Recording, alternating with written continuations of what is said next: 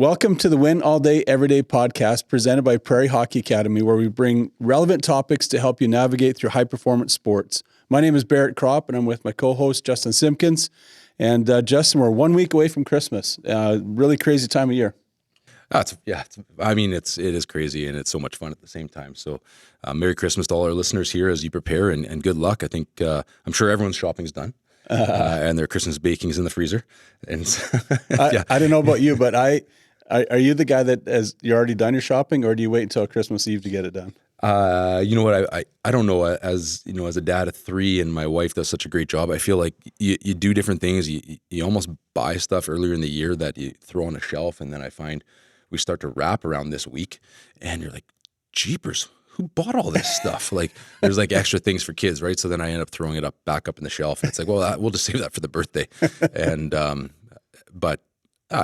think, there's the odd item that I think about last minute, and I think it's the peripheral things, right? It's the teacher's gift or the coach's gift or the I wasn't suggesting anyone should buy a coach's gift, but I think it's those little pieces, right? That sometimes my spouse and I, my wife and I, we like, oh boy, what should we do? What should we do for this? So those are the pieces I find are last minute for me, not necessarily for the main family. Well, I know one of the things that we have trouble navigating in our household is my wife and I always say, we're not buying each other's gift, right? We're not buying each other anything. $50 limit. And then in the back of your head, she's bought you something. And so you're like, what do I get her? Do I buy her something like really nice or just something like small to make sure I've got it as a backup? And then if she doesn't buy me anything, do I give it to her? And so it's always this constant, guessing game. That's right. Next year we'll have a specific men's group podcast just to talk about when your wife says this, should you or shouldn't you purchase something else? Yeah. Right. Well, today we get Christmas early. In the fact that we are gifted with the presence of JP Nerbun and the opportunity for him to join us on this point in our podcast. He still is our number one listened to podcast, our very first inaugural episode 1. Yeah. episode. But here we are a week from Christmas, and we get the gift of his new book, The Sports Parent Solution. We talked a lot about that today. But JP, welcome to the show. Great to be back with you guys as we're gearing up for Christmas here. As they say in Ireland, happy Christmas. Happy Christmas to you. It's not Merry Christmas over here where I'm at, but happy Christmas, guys. Right on. Well, is there snow over there at least at this time of year? Nope. Still just raining sideways as usual outside at the moment. Well, it's super weird here. It's a brown Christmas here in Saskatchewan. We still don't have any snow, and so it doesn't quite feel like it. And so it's a little bit different that way. But what are your plans around the holidays? Are you going to see family, coming back over to the stateside, or what are you guys up to? We really enjoy Christmas here in Ireland, so we just kind of hunker down and do our thing and really slow down. And the whole country seems to shut down for like 2 to 3 weeks. So we'll enjoy that and host a big Christmas party with all our friends and their families and just get all the kids together. So opportunity for me to show off some of my American barbecue cooking skills. That's what I always enjoy about it. That's right, JP. And I think I've mentioned it here before, but I'm doing prime rib this year for Christmas, and that's actually inspired by your Christmas tradition. So thanks for that. I'm thrilled to do the same thing. We will dive into the book here shortly, but JP, give us an update. What you've been up to the last couple of months? Any new teams that you got under your belt and working with on the culture side of things, and give us some updates. Yeah, I mean, it's been really exciting to, I really do enjoy supporting a variety of teams and different levels, and obviously working with Prairie Hockey Academy is something that's really near and dear to my heart. But I've been able to move into Stanford and do some work with their women's lacrosse team, which is really cool to work with some high academic as well as high athletic athletes, right? So they compete at a very high level, but they also are really exceptional in the classroom. So great to work with the coach at Stanford, and then also just moving into Olympic sports. So I've been working with USA Field Hockey, their women's side, and I mean, just an incredible experience to be with high performance athletes that live and breathe the sport. I mean, I don't think I've ever been around female athletes that are so in shape. They can run forever. They're super incredibly strong. I mean, it was just such an impressive sport that I got to be around, and but more so the mentality, 2 psychologists on staff to help train the mental game. Just so many different roles there just to support these athletes. So high level staff, high performance staff, but also high performance athletes. So really, really special to be a part of that. Just even last weekend was supporting them as they were taking on New Zealand in a couple test matches over the weekend. Right. Really exciting. JP, that must have been a great experience to be able to, like you said, work with those high performance athletes, but also at the Olympic level too, right? So you got the Stanford team, but you've also got the U.S. Olympic team. It's sometimes I sit back and like, well, here's us PHA over here in small town Saskatchewan, and we're just little schlumps on his schedule when you're dealing with Olympians. But I know that you continue to do brilliant work with our athletes and with our coaches, and so I'm really thankful for that. But what are some things that you've really taken out of that for your experience the last couple of months working with that level of athlete? Yeah, that I think, that every athlete has a journey, and so the principles of culture are really similar and applicable, and great to be able to feel like I had an impact in the second game that the USA women's national team, field hockey team played against New Zealand, just using some very similar stuff that I would use with, PHA. It's just they had a struggle. They lost to New Zealand the first match, and we were able to use their leadership council and their units and get those athletes to make some commitments going to the second game. And they started that game 5-1 up against New Zealand and just a day later. So it's really cool to see some of the principles apply, but also the athlete's journey, I think, is really interesting. I mean, I don't think, all these athletes that I saw were born high performance athletes, right? There's a journey and there's a path, and it's through different coaches along that way and people that help develop that high performance mentality. And so I think that's really special. All those athletes I'd be talking to, if you looked at them in high school and around that age when they were teenagers, they would say their habits were what they are today. And so it's just about developing those at these early ages to start to grow into that high performance athlete. Yeah, I think that was the piece that for me that was jumping out. That must have been really interesting just to see the instant buy-in from the leadership council and the athletes at that level, because they've made choices every day on their habits, on their nutrition, their sleep, everything on their preparation. Going, well, wait a second. If this is something that can give us an edge in today's match, we're going to apply it, right? So there's that instant buy-in from that high performance level athlete, and I think that's unique. And those are stories that we can bring back even to our young athletes as we. As we're teaching 14 to 17-year-olds about the daily habits, the nutrition, the choices you make in the cafeteria, the choices you make tonight on going to bed or staying up to watch another Christmas movie or play some more video games or different things like these choices all impact your performance, 24, 48 hours later. That's great. Well, let me jump into the book here with you, JP. We're here. We want to talk about the Sports Parent Solution, but first off, I want to congratulate you. This is book number 3 that you've written and released. Obviously, it's available on Amazon for anybody. That's how I got my copy in 2 days on Amazon Prime. And it's called The Sports Parent Solution, Proven Strategies for Transforming Parents from Obstacle to Allies. The book's about 150 pages. It's a quick read. It's about 2.5 hours to read, depending on how you read.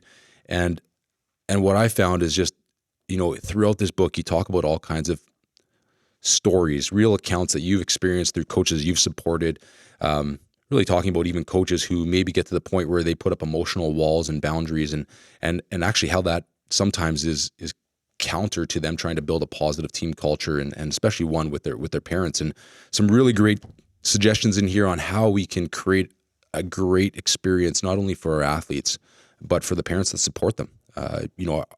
Engaging in our parents is something that all of us need to do a better job of. And as I read this, I know that we have some great intent, some great coaches with some great intentions at Prairie Hockey Academy. And I started to recognize there's spots in here that, hey, we're not as intentional as we could be. And you do a great job of just laying this out. I think from your study, your research, from the testing that you've done, you make it really simple for any young coach to pick this up and take a roadmap of here's some suggestions, here's some strategies, here's how you do it. Tell me a little bit about what inspired you to write this book.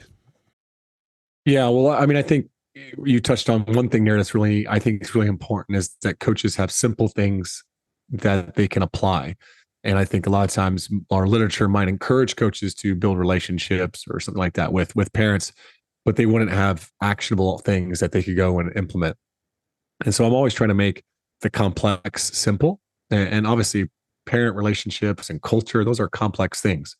But really, what inspired me to really get after this book was, well, as first I was writing the culture system, you know, the reality is that there was so much about parents that I couldn't keep it all in the book. So I just started putting that aside, saying, hey, this is going to go into a later book. But, around the time of the publication of the culture system, I got a text message from a former parent, of a player that I coached. And 6 years earlier, we had this moment, this really painful moment, actually, for me, because I had known that parent for about 4 to 5 years at that point. And this parent confronted me after practice one day. I had sat his son out of practice, and because he showed up late, and that was the consequence that we had all agreed to: was you show up late, you don't practice unless you had a reason for being late and you had communicated that. So this, son sits out of practice. The dad hears about this, and as I'm driving out of practice an hour later, all of a sudden I see his car coming towards me as I'm driving on the road, and he pulls right in front of me, and I have to slam on the brakes and pull off the side. And he gets out of his car and he comes over to me, and I think he's going to knock me out. And he's just really angry, and he just lays into me, and he's just, how could you do this? And I mean, it got really deep and personal. And at that point in the season, we were struggling. We were actually in my most losing point in my career ever at that point in a season. But this parent just lays into me and really said some deeply personal things, critical of me. I went away, and I even talk about that story in my book, The Culture System, about how painful that was. So imagine this happens, 6 years, and later I get a text message from this father who never apologized for that. And he just says, JP, or Coach Nerbun, I just want to let you know that anytime I'm talking with my friends about our kids' athletic experience, I say, you were the best coach my son ever had. And what he goes on to say in his rationale was, I was kind and I was firm. I was tough on his son, but I cared about him. And that really helped his son in his adolescent years. But he said it also helped him as a father. It helped him as a father to really be a better dad to his son. He wasn't really holding his son accountable at home. And I showed him a better way of disciplining. And so it was super, super, obviously emotional and impactful for me to hear that, because I had obviously over the last 5 years have recognized that if I want to be a transformational coach, I need to build a relationship with the most influential person in an athlete's life, right? Because if I want to impact lives of these young people, I need to build that relationship there. But I never realized that I actually had an impact on parents potentially with my own example and leadership. And so I was super inspired because of that, hey, this is really something that we need to talk about with coaches and help them, because our own example goes beyond that of our athletes. Our example influences parents as well. Yeah, that's really good. I think that was a great segue into why you started to write this book. You and I had some discussions on release day of the book as I was ordering it and just communicating with you. And I think as the book launched and released, some of your passion of why you wrote it started to evolve and change a little bit. What do you see the impact now, having written the book and its opportunity in the market? Yeah, there's so many stories, real stories from the book of, coaches that have used some of these strategies in tools within their program and the impact it's making. And obviously the athlete experience is better. The team experience is better. Parents are enjoying being a part of the program more. But there's two things that really, in the feedback, that have been really critical to me, inspiring for me. One is that parents are communicating to coaches that the coach's new approach in engaging parents and bringing them in and letting them be a part of the program is doing incredible things in the relationship between the parent and the athlete. And so often we forget that as coaches, that the parent and athlete, oftentimes that's a strained relationship.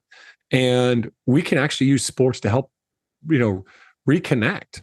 And that's so beneficial to the long-term happiness, fulfillment, and growth of that young man or young woman.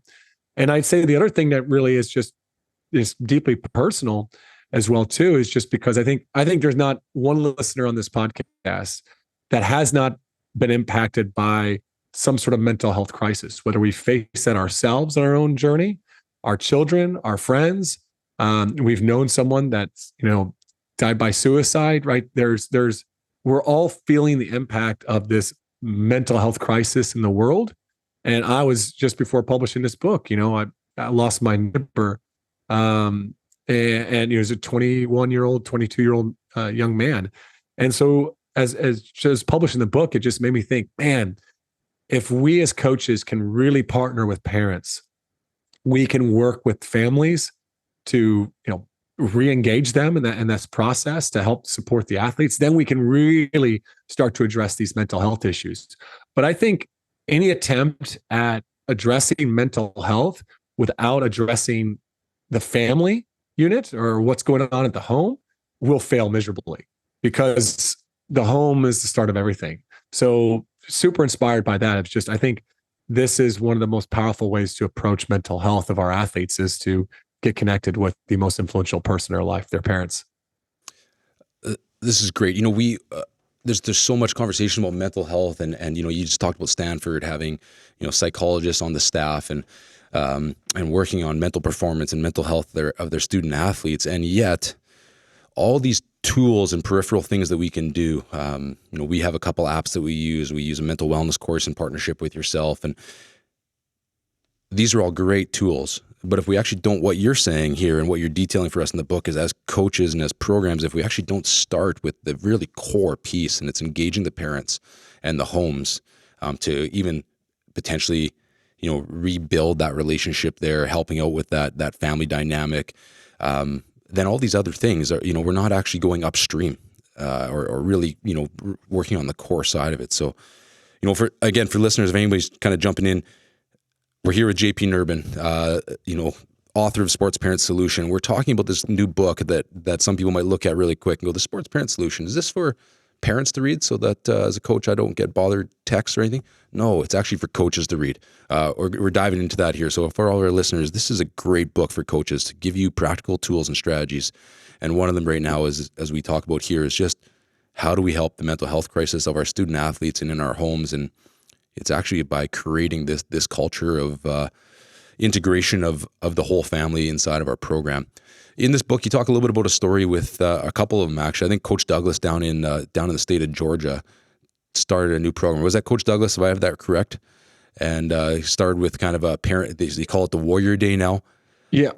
Maybe talk a little bit about that. I think that just this idea of a concept like this, or what Williams and Mary did in the story there with the Division I women's lacrosse program. Tell us a little bit about that.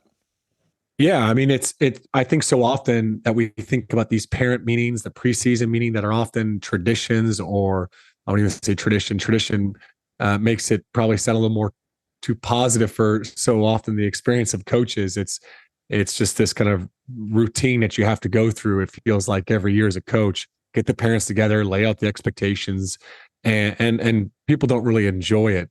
Well, we've made this an experience. We've made this something that is a tradition. It's something that's memorable. So we do have a little bit of standards that are laid out in this, preseason meeting, but we typically try to engage the parents in co-creating those standards. We want coaches to lay out their philosophy. There's a lot of different things we talk about, but one of the coolest things about this experience, we call it the Parent Experience Day, is it's more than just a parent meeting, because there's some sort of team building activity that's often included with it, something like running a parent practice. And so, Darren in Georgia, he did this where he brought the parents in and they dressed up nice. They got photos with their sons in their uniforms. And then the players took the parents through a practice. Incredible, a lot of fun. The parents looked horrible out there on the court. Balls were flying over the basket. It was just an absolute mess out there, but everyone was laughing. The kids were laughing. The parents were laughing. People were connecting. And the same with William and Mary at their Division I lacrosse program. They got out there, and I think it was 2 years ago, pouring down rain. Dads out there with their daughters, and they just had an absolute blast. And one athlete I remember who was struggling with her mental health just said back to the coach, I've been in here for 4 years, and that is one of the most enjoyable things that I've experienced in college. And it was so cool to reconnect with my dad.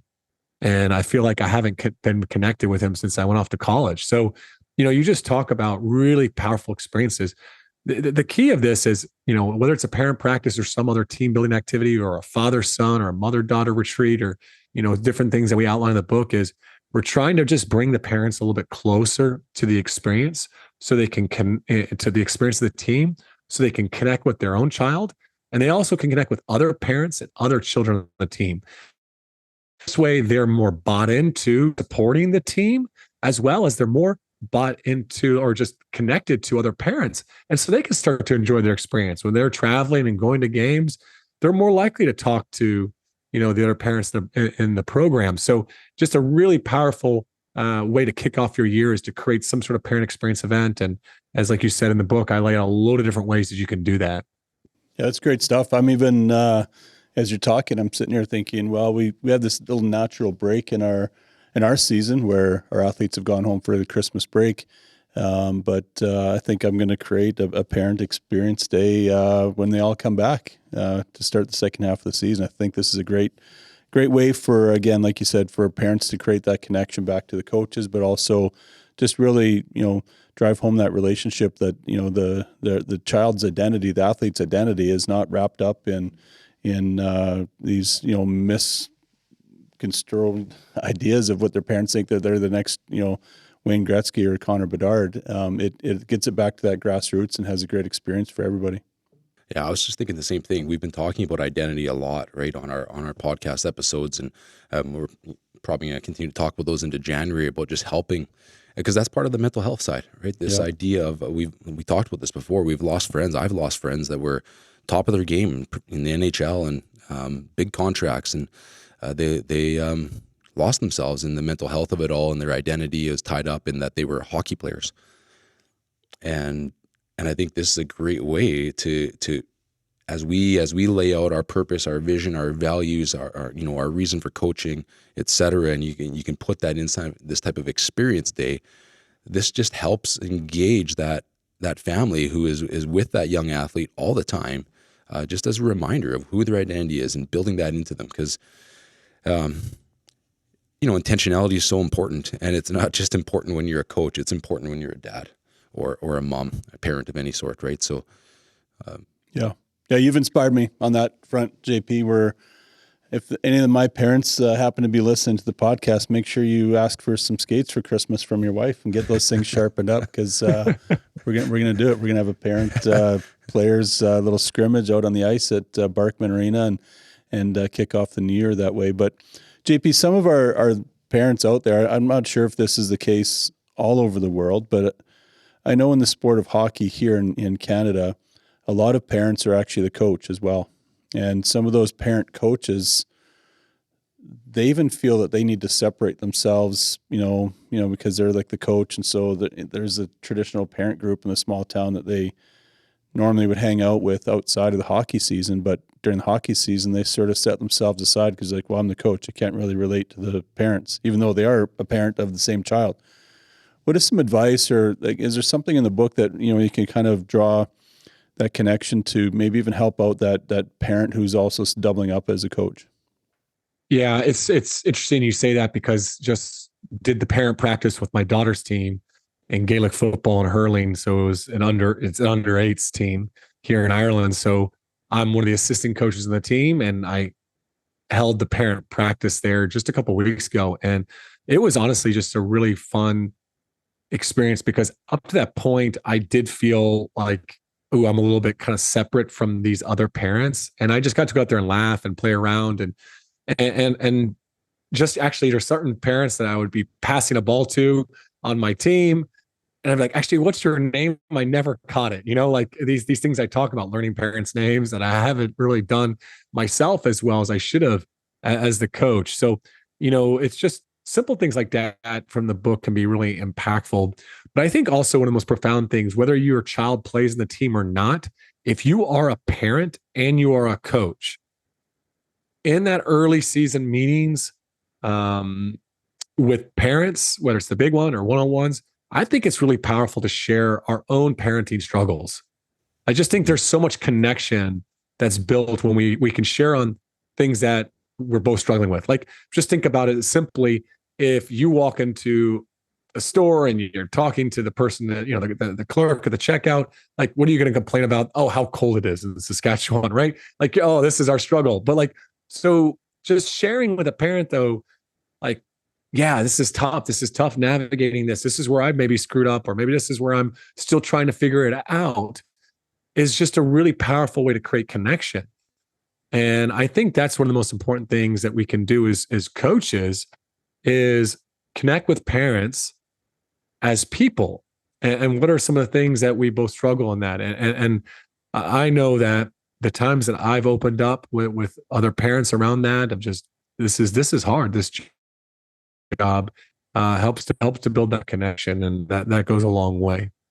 That's great. I think for for any of our listeners, if you're listening while you're driving, don't pull your phone out and try and Google, Gaelic football or hurling at the moment. Wait till you're stopped, and then you'll learn what that sport is, and that JP's coaching. And JP, you and I both had a mentor, back in 2016 with Jamie Gilbert, and I remember he wrote a book called "Compete, Don't Compare." I think it was called. I mean, we titled a couple times. Maybe that was just a chapter. I really took that part of it, and in that, just teaching, us teaching, working with athletes, teaching them just this principle of compete and not comparing. And, I think the Latin, word of compete means to strive together for something. And so I just think about this idea of this parent practice even, and just you're passing the football to another parent, a co-parent on the team, and hey, I didn't catch your name, right? But this idea that we're now, because you can see sects that kind of get,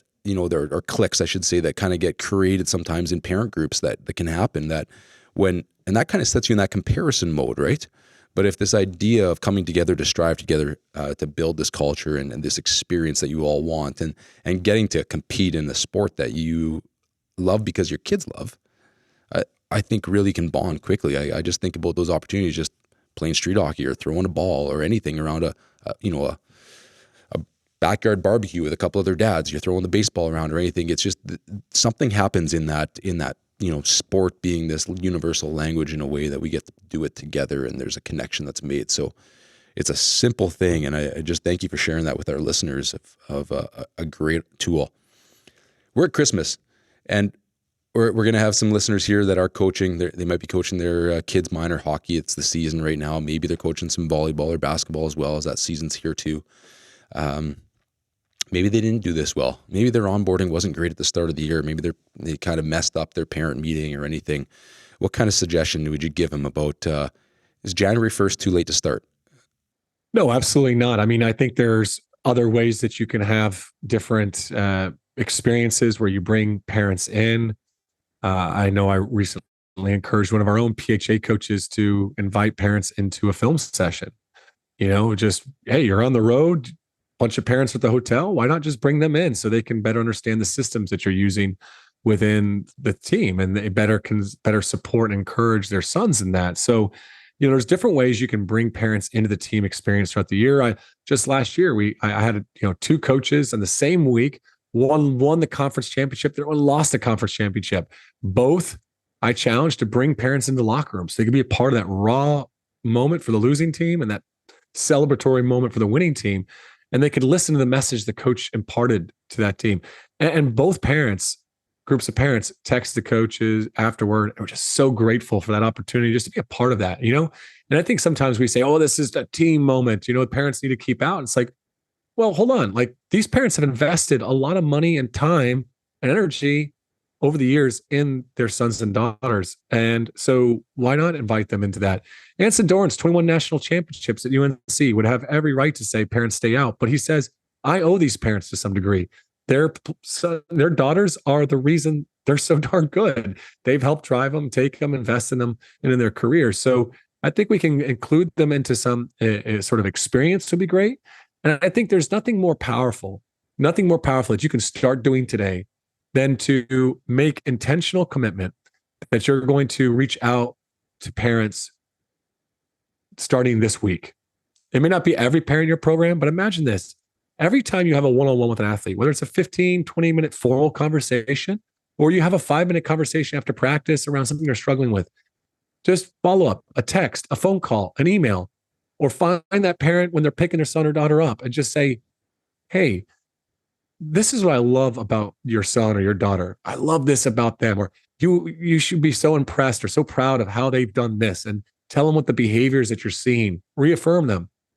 Or if you got an athlete that's struggling, maybe you feel like their energy's been poor, their attitude's struggling, they're not bought in, reach out to the parent and say, hey, I'm seeing this, I'm noticing this. What are you seeing at home?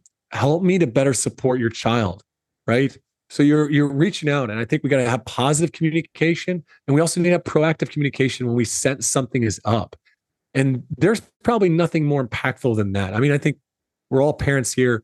It's great to get the general email, oh, I've loved coaching your kids, or I love teaching this class. But it's way more impactful when that parent or that coach says, I really appreciate this specifically about your son or your daughter. That's something that we probably are celebrating with our spouse. Like, oh, I guess we're not the worst parents after all. Because so often that's where we go as parents. Like, we're like, oh my gosh, what have I done? I've screwed up. And here we get that affirmation from someone that works with them. That's really, really powerful. That's great. Yeah. I have a 9-year-old. We just had our student-led conference, they call it, right? And you actually talk about that in your book here too, about, it's been practiced for years, these parent-teacher conferences. What would a parent-coach conference look like, with the athlete there present? And that's what our school does. It's a student-led conference where actually my grade 4 daughter and the teacher, she actually leads the 15-minute or 20-minute window that we get, and we get to talk about it. But just being able to be there and hear from the teacher about, a couple pieces that he's seeing my daughter excel in or lead in class, and show empathy to her student. I was like, kind of looked at my wife on our way home, and just what you said, JP, was like, well, maybe we're doing okay. Because parenting's hard.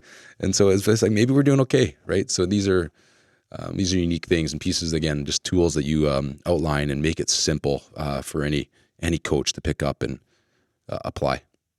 Yeah, and I think that maybe is a segue, maybe, JP, for us to move into our guide and provide segment of the podcast, where we ask our guests to be able to give us some advice for the athlete, the parent, the coaches out there. And maybe today's episode isn't so much for the necessarily that you would have an abundance of information on, in the book. It's definitely leading more into some parent and coach advice. But if you were just to take one nugget out of the book and say, this is the one thing that parents need to understand out of this book, what would that be? And then also from a coaching perspective, if they were to only, they're just the elevator pitch, the 30-second pitch of, this is why a coach should be picking up this book and reading it. Yeah, I mean, I still think some parents would benefit from reading the book, but I think my message to every parent out there, whether they read the book or not, is if you really want to help your child's coach be the best coach they can be. And I often get emails from parents saying, hey, my child's coach stinks, right? And what do I do, right? Like, give me advice in, 3-page email. But here's my thing. Build a relationship with that person, not just the coach. My life was changed as a coach because a few people, one of those being a parent, built a relationship with me to start off with, believed in me and what I was trying to do as a coach. And then when I wasn't demonstrating those behaviors, when my behaviors did not align with my values, they sat me down. They said, hey, JP, I'm seeing this. I know your heart. And it's honestly, it's a little tough seeing you act like this because I know that's not what you're about. And I know you want to have a better impact on these kids. And I listened to that parent. There's a lot of people that would have told me that years before, I wouldn't have listened to. But I listened because that parent had built a relationship with me. They asked when they would see me, before and after practice, they'd ask about my family. They knew my kids' names, right? And they supported the program. So build a relationship with a coach if you really want to have an impact on them. Be in their corner to support them. And then you'll have earned that, that extra right. I mean, I think you already have a right to be heard, but even for the stubborn young coach like myself, you'll probably be able to break down some of those walls.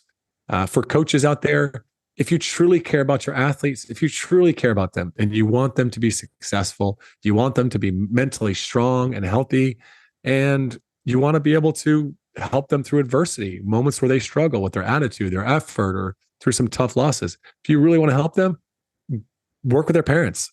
Their parents know them better than you do, right? They've been with them. They've changed all their diapers. They've done all the late nights, right? They love their kids, even if they sometimes don't do a great job of it. We all stink some days as a parent. We're all just doing the best we can with what we know. So if you want to impact lives of your athletes, go build a relationship with the parent. And this book is going to show you just how to do that. It's going to show you through some stories of some coaches that have gone through some painful experiences where parents have backstabbed them, run them out of there, and how those coaches overcame some of that hurt and pain that sometimes parents have inflicted upon us as coaches. So it's going to be really helpful for you to maybe shift that mindset and then go build those relationships. Yeah, that's rich stuff, man, because I'm just sitting here twitching and getting some shell shock, because I've had some of those over the last 30 years of coaching where you just feel like you've got no allies with the parents, and it just doesn't matter whether you give them lots of ice time or not, or you're winning or losing. You can't do it. And so as a coach, I know that I've always just, I don't know, maybe it's a bit of the old school in me that I need to continue knocking out, but there's just some of that. You get your back up, and it's me against the world, me against the parents, so to speak, right?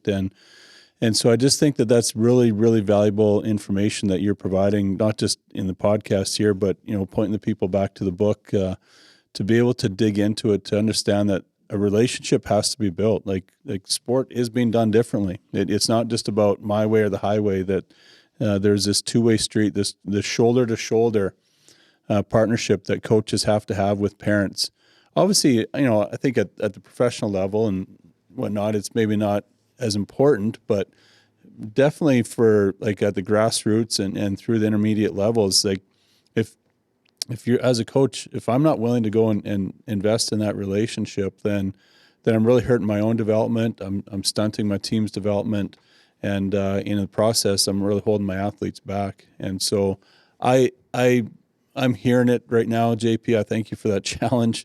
I'm already, again, just trying to look at my calendar in my mind right now and say, okay, I got some steps I got to do here as we get into plans for the next half of our season, and I really appreciate that challenge.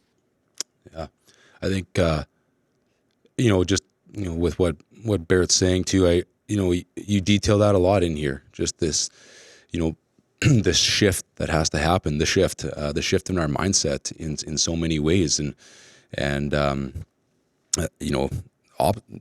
don't view parents as obstacles. How do we view them as allies, and how do we engage and create that? And I think we've talked about that lots on the podcast in regards to transformational cultures or leadership and growth mindset and different things. And you do a really good job detailing some of that quite simply here. And I remember you shared a video of Michael Jr., the podcast. Just even he has this quick, and you go on YouTube and watch it. Just the shift, right? Just a quick 5-minute skit on the shift that he had in his own personal career as a comedian, and it's brilliant. It's clean, parents, for those who want to watch that. But just intentional coaches engage in continuous self-reflection. They actively strive to align their behavior with their purpose. They possess a relentless dedication to finding better methods, abandoning outdated approaches in favor of growth and progress. And you lay that out in the first part of your book here, just in encouraging coaches that, yeah, this is going to take a shift. But if you want to be a transformational coach, if you want to be a transformational executive in your business, lead people better, then go into that. Parents and athletes quickly recognize the authenticity of a coach, and a simple thank you goes a long way. And you can't hide behind a facade, right? So it's just being authentic, being vulnerable in your parent meetings at the start, sharing some of your parent mistakes or things that you've grown through. It's just a really good way to be authentic and vulnerable. And I just think as an adult, the thing that I learned that I know my parents put this into me when I was a child too, but as an adult, just realizing that I am also still a professional mistake maker, just like children are. And saying sorry as an adult, actually, it goes so far. Saying sorry, having a confession, being like, hey, I don't got this figured out. I made a mistake there. I'm excited to move forward, and thanks for bringing this to my attention, right? Just like you had to do, and you detail that in your book when this parent just said, hey, I think some of your actions are off from what your mission is and who you want to be. And so I really appreciate your authenticity of today's podcast and just laying that out for us too, JP. I know, we've got a few minutes, and do you have any Grandpa B stories today? Do you want to move into that segment on this? Well, I mean, the thing that jumped out to me was, because we're so close to Christmas, on the Grandpa B story time, would be like, what was your best ever Christmas gift? And I've got one from the 80s, but I've also got one from today, because this book, JP, and this isn't just being pretentious. Like as a coach, as a coach that's coached at the highest levels, at world championships, at national championships, being a part of Grey Cup winning teams, and you name it. This is a gift.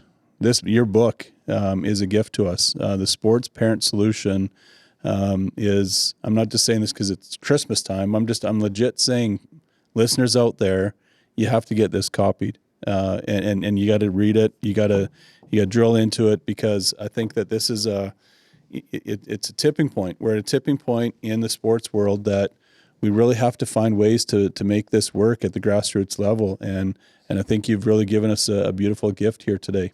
So I want to, first of all, thank you for that. Mm-hmm. My true Christmas gift story would be back in the early 80s. I can't remember which year, but in television.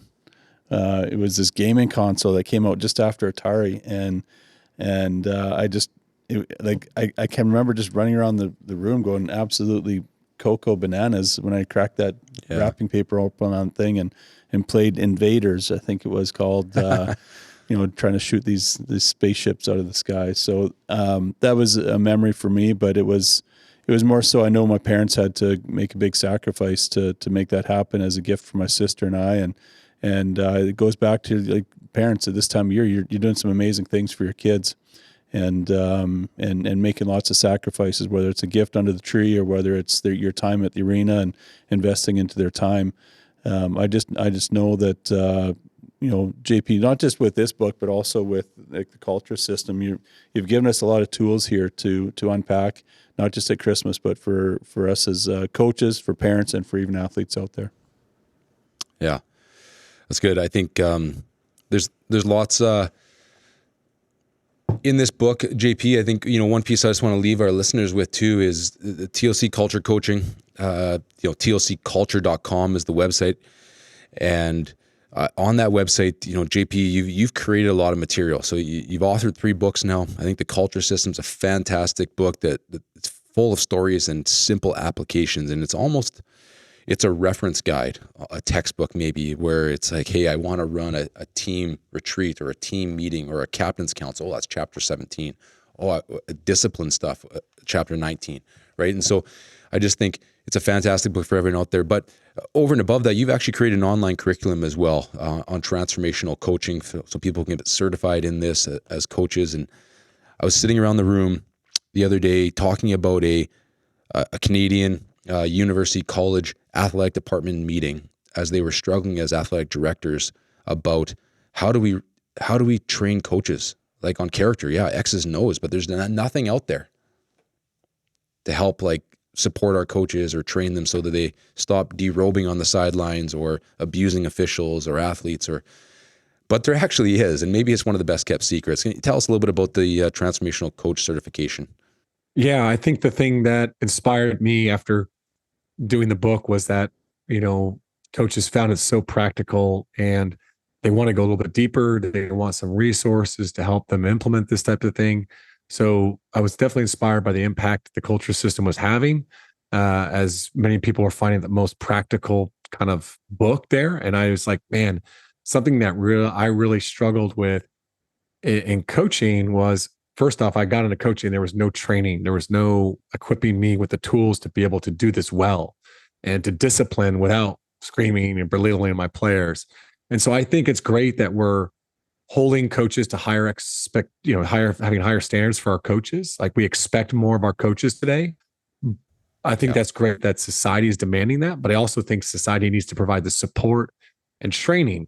And I would say the course, the TOC Transformational Coaching and Culture certification is a really powerful way for coaches to get trained at all levels, right? So if you're a youth coach, we've got a level 1 program that just, less than 3 hours or less, you can just be really equipped to be able to go out there and make an impact, know your why, and build some relationships and discipline effectively. If you're more of a higher level coach, we got a level 2, level 3 certification that you can pursue that really is going to go deeper in the weeds and really have some more finer and higher level skills. If you're working with athletes every day, multiple hours and stuff. So different levels there for that we offer in the certification, but I think I'm really proud of it because it's done in a way too where there's support. Like, you can reach out as you're going through the course and ask questions of myself and other really experienced coaches that have run this type of framework for culture and for leadership. So hopefully we can continue to educate and train our coaches out there, because I think it's something that's desperately needed if we want to expect and demand more of them. And I know it's hard for coaches in their time these days. Like we don't seem to want to, ask more of their time. Like, hey, here's another coaching certification or whatever, here's another training. But the reality is we're still turning around asking them to be better, be better for our athletes, grow as a coach. Well, okay, that just doesn't happen but with the wave of a wand. You have to put the time into it. So we're trying to make this, self-paced and easily accessible for our coaches so they can be better. Mm-hmm. Yeah. Yeah. I think my challenge for any of the listeners is if you're working athletics, an athletic director or on a minor sports organization board or anything in that sense, I think, just looking into something like this as, we bring on coaches, they're volunteers, but we don't give them the training, like you said. And I'm passionate about this. I think everybody needs that level 1 certification.